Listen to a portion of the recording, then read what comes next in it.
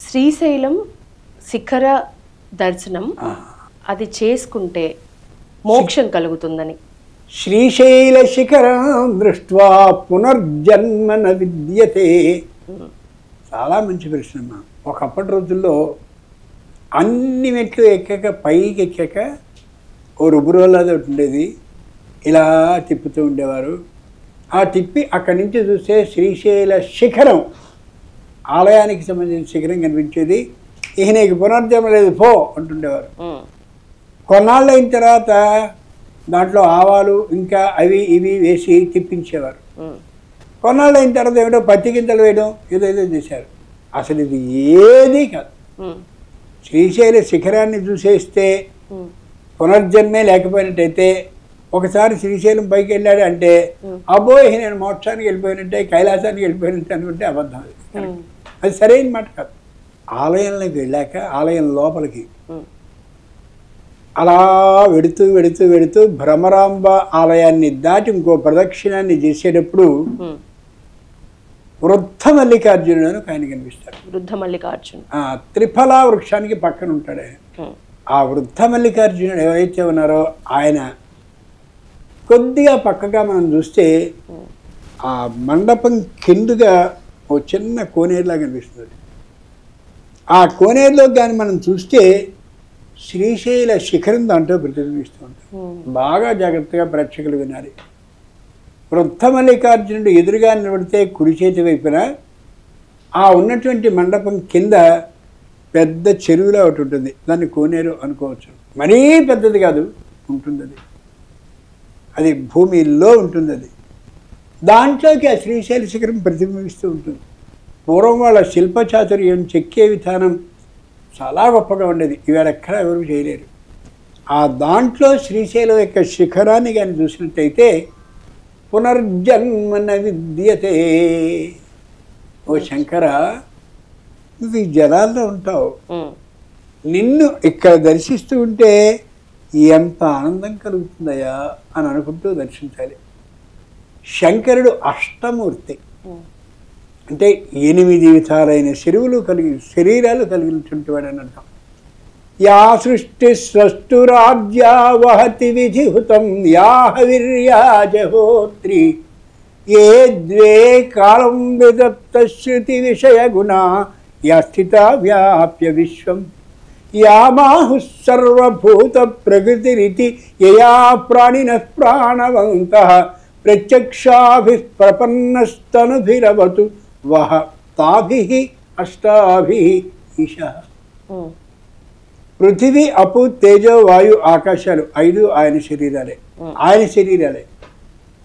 సూర్యుడు, చంద్రుడు ఆయన శరీరాలే. ఎవరైతే అభిషేకం చేస్తున్నాడో ఆయన కూడా ఒక శరీరం.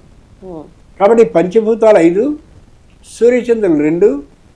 ఈ అభిషేకాన్ని చేసే వ్యక్తి 8 శరీరాలుగా కలిగినటువంటి ఒకే ఒక రూపం శంకరుడు. నేను కూడా విన్నా గురువుగారు, శివుడు సూర్యుడు ఒకరే అని అనటం. అంత అనుమానం లేదు.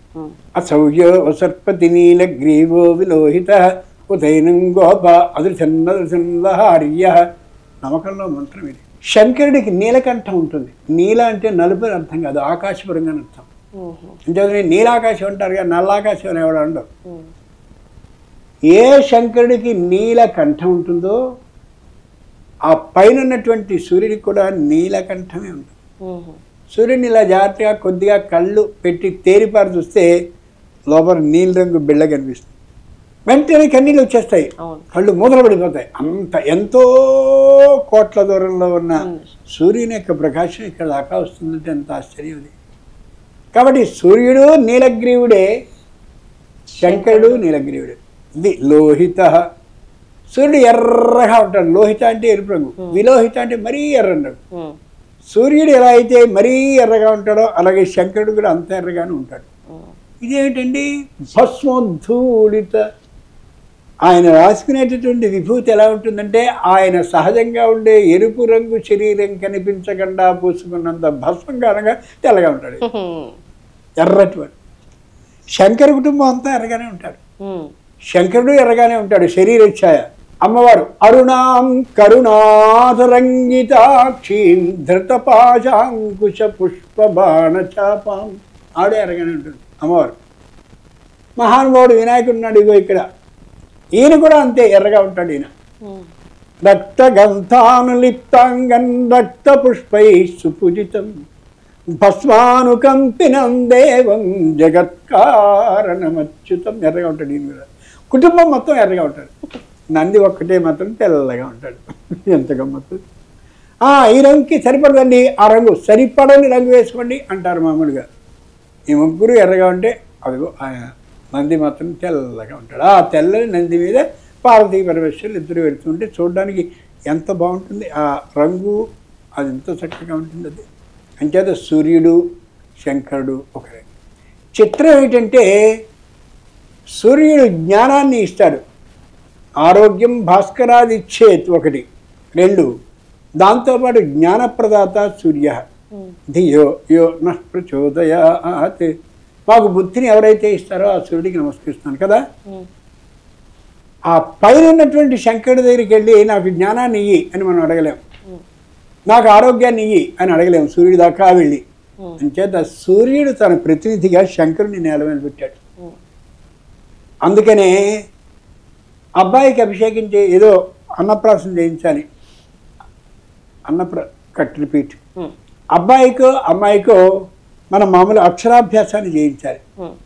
నిజంగా చదువుకున్న వాళ్ళు ఇద్దరు, ఒకటేమో ఈయన వినాయకుడు, రెండో వాళ్ళు సరస్వతీదేవి. మరి ఈ కుడి తొడ మీద ఆ అమ్మాయినో అబ్బాయినో కూర్చోబెట్టుకున్న తర్వాత గురువుగారు ఆ చిన్నపిల్లాడో ఆ గుప్పెట్టిని తన చేతిలో పట్టుకుని సరస్వత్యై నమః రాయించాడు, వినాయకాయ నమః రాయించాడు. ఏమని రాయిస్తున్నాడు? సాక్షాత్తు శంకరుని పేరు రాస్తూ నమ శివాయ సిద్ధన్నమః అని రాయిస్తాడు. ఇదే ఎందుకని? ఏ శివుడు ఇక్కడ ఉన్నాడో ఆయన సూర్యునికి సంబంధించిన ప్రతినిధి కాబట్టి సూర్యుడికి ఉండే జ్ఞానం, సూర్యుడికి ఉండే ఆరోగ్యం ఇదిగో రావాలి వీడికి అని చెప్పి ఆ జ్ఞానం కోసం వీడి చేత ఈమె చేత అక్షరాభ్యాసాన్ని చేస్తూ శివనామాన్ని రాయిస్తాడు. తర్వాత ఏ ఆదిత్యుడిపై ఉన్నాడో వృష్టి సమజాయతే ఆదిత్యాత్. వర్షం ఎవరిస్తారంటే సూర్యుడు ఇస్తాడు. ఆ సూర్యుని ప్రతినిధి కింద ఉన్నాడు కదా. చిన్నపిల్లలు ఏదైనా సరే అమ్మని ఏం చేస్తారు? ఇలా అమ్మ అది అని చూపిస్తారు మాటలు రానప్పుడు. అప్పుడు అర్థం చేసుకుని వెంటనే అమ్మిస్తుంది, అంతే కదా. అలాగే సూర్యునికి ప్రతినిధి శంకరుడు కాబట్టి నేల మీద ఉన్నాడు కాబట్టి మాకు వర్షం కావాలి అని మామూలుగా అడగదలిచినప్పుడు శంకరుడి దగ్గరికి వెళ్ళి సహస్ర జల ఘట అభిషేక్తిని చేస్తాం. 1000 కళాశాలతో జలాన్ని నమ సోమాయ చ రుద్రాయ చ నమస్తామ్రాయ చ అరుణ ఇలా మంత్రాలు చాలా ఉన్నాయి, వాటితో చేస్తాం. ఇక్కడ కావడం ఏమిటి? విపరీతంగా వర్షం కురుస్తుంది. ఆయనకి ఈయన ప్రతినిధి కాబట్టి